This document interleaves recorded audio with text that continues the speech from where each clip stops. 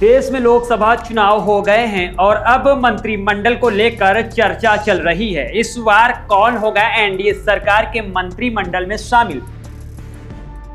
चलिए हम बात कर लेते हैं उत्तर प्रदेश में सबसे चर्चित लोकसभा सीट के बारे में, जो हमेशा चुनाव से पहले ही सुर्खियों में रहती थी। जी हां, हम बात कर रहे हैं पीलीभीत लोकसभा के बारे में। बीजेपी ने पीलीभीत के सिटिंग सांसद वरुण गांधी का टिकट काटकर 2 साल पहले कांग्रेस से आए जितिन प्रसाद को चुनाव लड़ाया था। जितिन प्रसाद करीब 1,60,000 वोटों के अंतर से चुनाव जीत गए। उन्हें कुल 6,07,000 वोट मिले। उन्होंने सपा के भगवत शरण गंगवार को शिकस्त दी है। इस चुनाव में भगवत शरण को 4,42,000 वोट ही प्राप्त हुए। जितिन प्रसाद साल 2021 में कांग्रेस छोड़कर भाजपा में शामिल हुए थे। भाजपा सरकार ने उन्हें एमएलसी बनाने के साथ ही कैबिनेट मंत्री भी बनाया था।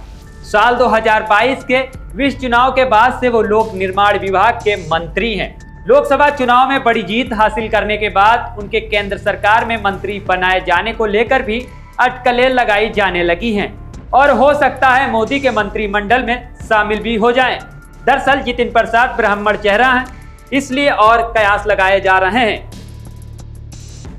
आपको पता होगा 4 जून को लोकसभा चुनाव के नतीजे आए हैं। नतीजों में भारतीय जनता पार्टी का वोट परसेंटेज पिछली बार के मुकाबले काफी कम हुआ है, जिससे बीजेपी बहुमत से सरकार बनाने में नाकामयाब रही। बीजेपी को बहुमत हासिल करने के लिए 32 सीटों से चूक हो गई और इस बार सिर्फ 240 ही सीट जीतने में कामयाब रही।